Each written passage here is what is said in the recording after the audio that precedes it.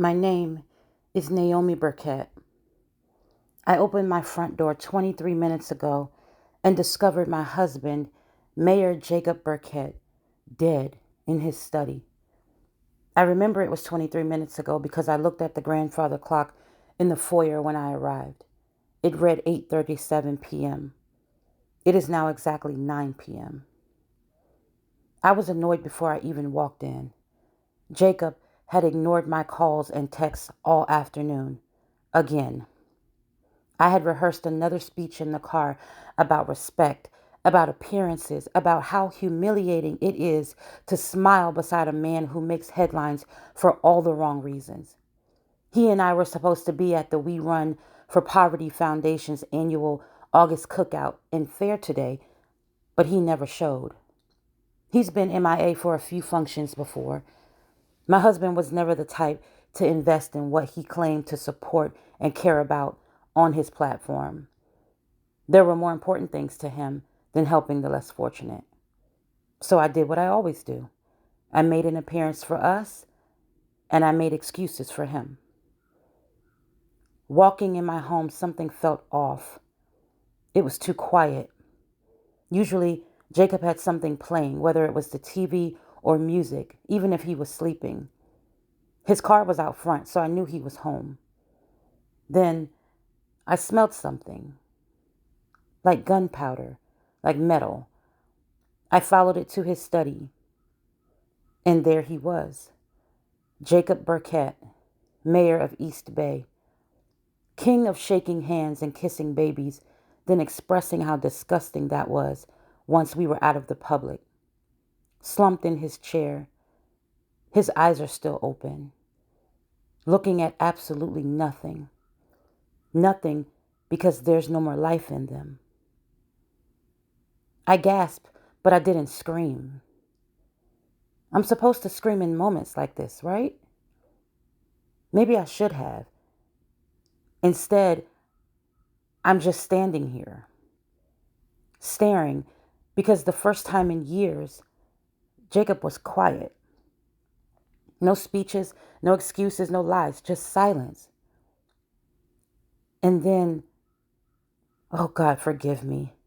The first feeling that found me was relief, not joy. Don't mistake the two. Relief, like finally putting down a suitcase you've carried for so long you forgot how heavy it was. Does that make me heartless or just honest? Because being married to Jacob Burkett has been exhausting. You all saw pieces of it. The news knew enough to talk about the mistress who came forward about 2 months ago. The whole city watched as my husband apologized and cried about the little 6-year-old girl his mistress presented that he'd been hiding. A whole child. Imagine standing next to your husband while cameras flash and strangers wonder whether you're going to snap. I didn't. Not then. I had already cried enough in private. The public didn't deserve to be held hostage to my tears. They deserved my pearls, my smile, my positive spirit. They called me graceful, forgiving, heaven sent. I wasn't. I was just surviving. So yes, a part of me is looking at his body and whispering, it is finally over. Now another part of me is remembering that is still my husband, the man who held my hand when we buried my mother 3 years ago, the man who danced with me and sang to me in our kitchen before politics poisoned everything. There was a version of Jacob that existed before ambition and greed swallowed him whole. I mourn him, not the man sitting in this chair, the man he stopped being. Funny how grief works. Sometimes you're not crying over who died. You're crying over who disappeared years before they ever stopped breathing. I should call the police. Shouldn't I? I mean, that's what innocent people do. What wives who find their spouses in trouble do. Except, how innocent do I really look? Our flaws have been publicized. There's been humiliation. Our marriage has been falling apart in front of the world. It's no secret to our family and close friends that we sleep in separate bedrooms. Everyone knows we aren't perfect.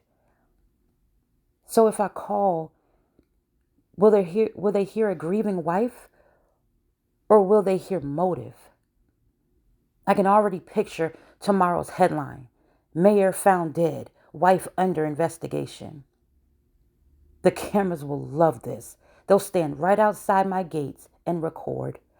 Neighbors will pretend not to watch while secretly counting how many police cars have arrived. They'll pull every old interview. They'll analyze every photograph where I wasn't smiling enough. Every charity gala where someone whispered, she needs to leave him. Why is she still dealing with this? They'll stitch together a story before the detectives even collect fingerprints. And somehow I'll become the villain. Because wives always make convenient villains, especially betrayed wives. But I didn't kill Jacob. So who did? Who knew he'd be here at this time? Who walked into this house without fear and with a motive? Who came all the way inside to the study to end his life? No drawers are open. Nothing is missing. His watch, his wallet, his valuables are all still here. So this wasn't a robbery. Whoever came here came for Jacob. Only Jacob. Which means this isn't random. It's personal. And how long has he been sitting here alone? Did he die immediately, or was it a slow, agonizing end? The pool of blood surrounding his chair on the floor doesn't hold any secrets other than who Jacob's killer is. And when I think of how many people wanted Jacob Burkett dead, where do I even begin with that list? The contractors he promised jobs to, then abandoned them. The businessmen he smiled beside, then undercut behind closed doors. The council members whose career he buried just to climb another rung himself. The people forced out of their homes because progress looked prettier on campaign posters than neighborhoods ever did. His own brother he fired to put in someone connected to higher political power. He collected enemies the way he collected expensive watches, proudly and constantly. And then there were the women. Lord, the women who were always around. Do you know how many wives looked me in my eye with pity, with envy, with hatred? Because they knew. They knew before I did. Maybe one of them finally had enough, finally acted on their desires. Or maybe one of the husbands did him in. Maybe the mistress who has his child wasn't the only one promised forever. How many broken promises fit inside one man's lifetime? Apparently, too many. But here's the question that won't leave me. If someone hated Jacob enough to kill him, do they hate me too? Because they left me alive. But they knew I'd find him. Didn't they? They had to have. They knew exactly what this would look like. Unless, no, no, Naomi, don't start imagining things. Or should I? Because what if this wasn't just a murder? What if it was a theater? What if it was meant to be the final act, the grieving wife standing over the body, covered in suspicion instead of blood? That's more cruel. Whoever did this either doesn't care what happens to me, or they care very much. Maybe ruining my life was a part of their plan.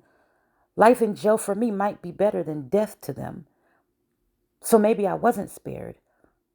Maybe I was sentenced. Should I touch him? Close his eyes? No, no, no, no. Don't touch anything.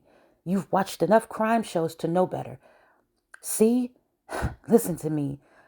I'm already talking like a suspect covering up something, already defending myself. already preparing answers no one has asked yet. Jacob, if you can hear me, I wish you had listened to me. Respect me as your wife and partner just once. I begged you to stop making damaging choices. Stop burning bridges. I begged you to stop believing money could buy loyalty. But you laughed. You always laughed. You said power protected powerful men and that you were protected. Look at you now. Power didn't stop a bullet. Power didn't stop someone from walking right through our front door. Power didn't even earn you the dignity of dying with someone who loved you enough to hold your hand. Now, it's just me here. The wife you embarrassed. The wife you underestimated. The wife everyone will probably accuse before sunrise. What an awful ending for both of us. I keep expecting you to breathe. Isn't that ridiculous? As if this is some terrible prank. As if you'll sit up and tell me this was another lesson about appearances. God, I hated your games. Please, please don't let this be another one. I should leave this room, this house. No, no. What if someone is still in the house? They can't be here because if they were, wouldn't they have killed me too by now? Unless, again, they want me alive. Oh, stop thinking like that, Naomi.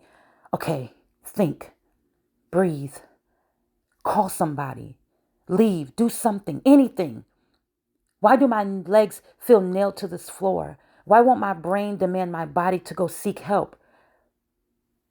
Because I'm still relieved. Wait, what's that sound? They're far away, the sirens. Oh my God. Oh my God, they're getting closer to my house. Someone has already called the police. But who? I didn't. The neighbors can't see inside this room. So who called? Who knows Jacob is dead before I did? Oh God, they're turning onto our street. And when they walk through that front door, they aren't going to see Naomi. They're going to see the wife, the motive, the opportunity, the headline.